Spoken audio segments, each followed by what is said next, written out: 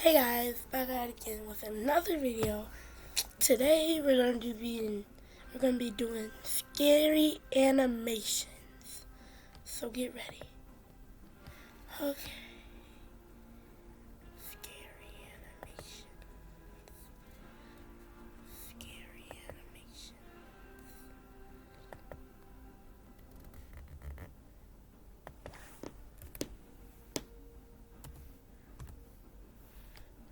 Enter. Okay, let's go. Scary animation.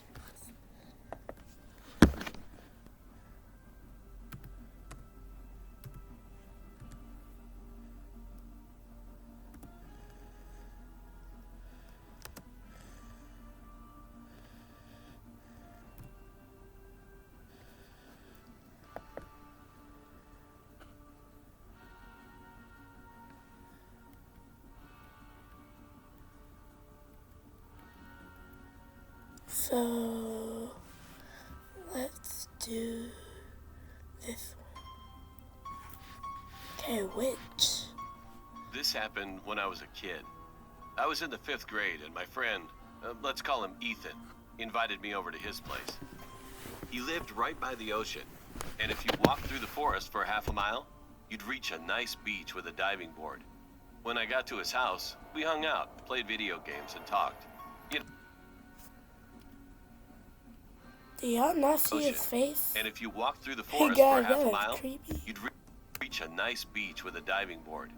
When I got to his house, we hung out, played video Look at his face. Oh no. Okay, buddy. games and talked. You know, typical kid stuff. Then we decided to go to the beach. It wasn't too far away and we knew we could get back in time for dinner, so we set off. To make the trip more adventurous, we decided to bushwhack our own path. After walking a couple of minutes, we hit a tall fence. "Crap," Ethan exclaimed. "Well, I guess we'll have to go back." Suddenly, out of the corner of my eye, I spotted something. The fence went about 8 meters long and then stopped. My jaw dropped. There was a house. It was an old cabin with boarded up windows. Oh no, The planks were falling off and you could see the old insulation underneath. It was gray in color and had flecks of blue paint. The fence led up to the side of the house, stopped, and then continued on the other side. What scared me the most was that there was no road. I mean, not even a clearing to get to the road. You'd have to walk 20 minutes. "Kevin, come on," Ethan yelled from behind me. "Look at this," I shouted back. Ethan walked up to me and his jaw dropped. There was no door, just a frame, and peering through the frame we could see that there was a back door, also with no frame. All we had to do was walk. Not in real life, guys. Don't do that in real life. Don't try it, guys. There's probably a murderer in there. Okay? So yeah. Through the house, then we could get to the beach. I looked at Ethan. "Should we do it?" I asked him. He shrugged. "I don't see why not," he responded. Inside the house was dark, despite the sunlight pouring in through the door. We advanced slowly through the house, and Ethan pointed to the door. As we reached the door, I peered up the stairs. I grabbed Ethan and shoved him out the door. "What was it?" he said, as soon as we got away. My whole body shook. I must be going mad, I thought to myself. Eventually, I explained it to him. As we reached the door, I wanted to take one last look at the house. I glanced up the stairs and I saw the shadowy outline of a person. Oh heck no. All I could see were eyes staring back at me and a crooked grin.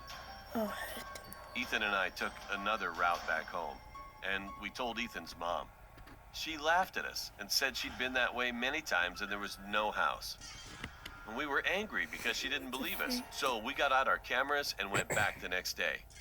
When we got there was no house. It was just gone. No clearing, nothing. To this day, Ethan and I still wonder what it was. Was that man just a homeless person, or maybe he was something much, much worse? I suggested to Ethan a theory that scares me to this day. I had been reading about Russian folklore, and a page caught my attention. It was a story about a witch named Baba Yaga who had a moving house. She would eat naughty children, and parents used to use it to scare children. Was this a witch? I guess we'll never know for sure. Oh, heck no, guys. Oh, heck no.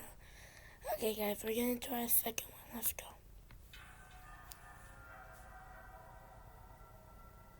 I was in my early teenage years during this time. My family and I went on vacation in a village which had a forest rumored to be haunted. There was a cemetery in the forest. It was a little far away from the village, near a lake. We weren't actually supposed to go to that forest, but my cousins thought it would be fun to play hide and seek at night. We were given some rules. We weren't allowed to take our phones or flashlights with us. As planned, we all met in front of our farmhouse at midnight. No, sir. Me and my younger sister, who was 7 years old at that time. Why? Please tell me why. White people do the craziest things. I'm sorry, guys. Not on you. But why do y'all always be investigating? Like, they said not to go into the woods. Y'all decide, let's play extreme hide and seek in here. No flashlights and no phones. Think about that, kid. Think about it. Time. We're the youngest out of everyone. So my older cousin decided to help us hide. He was 22 at that time, and he wanted to make sure we didn't get lost. After we chose who was going to be the seeker, we parted ways, trying to find the best hiding spot. My older cousin just wanted to win, so he took us to the cemetery. He said, "She'll obviously be too afraid to enter the cemetery. I think this will be a best hiding spot for us." Although my younger sister kept telling us not to go there, we shut her off, telling her she was just a kid and would make us get caught. To this day, we wish we would have listened to her. It was getting darker. It was almost 2 a.m. Then all of a sudden, the cemetery lights went out.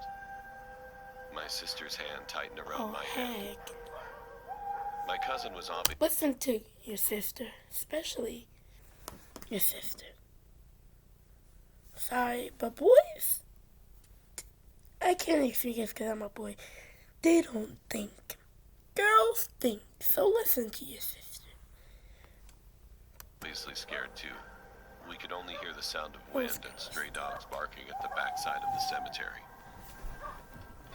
But then, we heard digging noises. I still remember that horrifying sound. At a distance, we could see an old man with ruffled hair and dirty clothes, digging a grave with his bare hands. Okay, He was making hissing noises while he dug.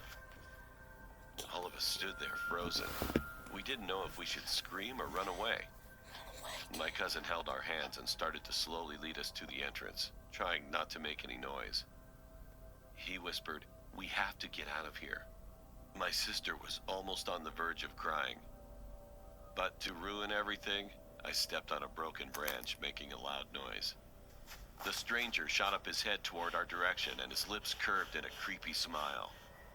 "Run!" my cousin yelled, quickly picking up my sister and running away as I followed closely behind them.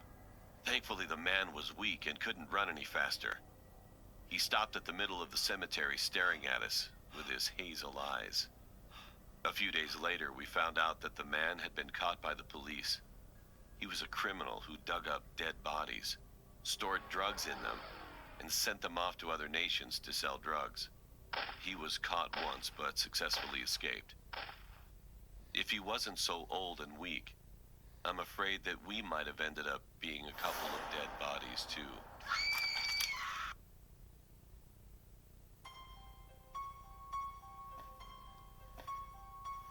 Hi, my name is Alyssa, and I'm 15. A few months ago, something strange happened to me. To this day, I can't explain exactly what happened. I was relaxing at my house, doing some schoolwork on my laptop. Being home alone never bothered me until then. After about 2 hours of being alone, I decided to go get some ice cream from the freezer. As I headed back with ice cream to my room, I heard someone bang on the front door. I never answer the doors, and I always make sure they're locked when my parents leave. I decided it was the mailman, and that he would set the package down and leave. Then I heard the bang again, but louder. I was confused, so I went to my dad's office since it had a window facing the front porch.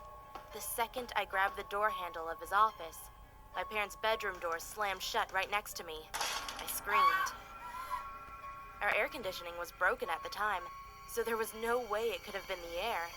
I looked at the door, ran to the other side of the house, and called my mom to see if she was expecting anyone over.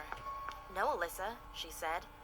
And those two words made my heart beat faster than it ever has. My phone disconnected, and I started hearing footsteps coming towards me from down the hallway. I ran and hid behind a door in our living room. I knew I'd be out of sight, since I used to hide there as a child. I called my close friend Emily, who always knew how to calm me down in crazy situations. She told me to go and lock myself in my room. As she was talking, I started to hear doors open and slam shut along with footsteps, and the voice of a little girl saying, "I'm going to find you," over and over. I started crying, and when the noise stopped, I ran to my bedroom door. When I grabbed the handle and was about to go in, I heard it again. The little girl was in my room and said, "Come here, Alyssa. I want to play. Come here." I ran to the guest bathroom and locked myself in. I started to hear knocking on the bathroom door and the voice. Guys, just to tell you, these horror stories are fake, so don't get scared, guys. They're fake. "Don't you want to play, Alyssa? We could have a lot of fun." I started screaming back, "Hell no, just leave me alone." She started laughing. The knocking and laughter grew louder and louder, and then it started sounding like that thing, started to walk away, still laughing and knocking. Then I couldn't hear it anymore. My grandpa came into the house yelling, "Alyssa, it's Grandpa. You can come out, you're safe." I ran as fast as I could to my grandpa. Later on, I found out that after my phone cut out on my mom, she sent my grandpa to check on me. Once I told my grandpa that a little girl had gotten into the house, we went around the house searching for her, but we never found anything. All the windows and the doors were locked. The garage was closed up tight, and nothing was broken into. I hate being home alone now, and being in my room, but I've learned to deal. Oh, heck.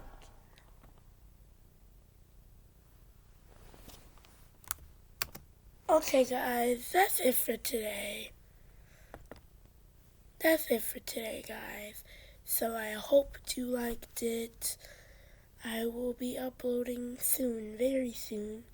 So yeah, bye, guys.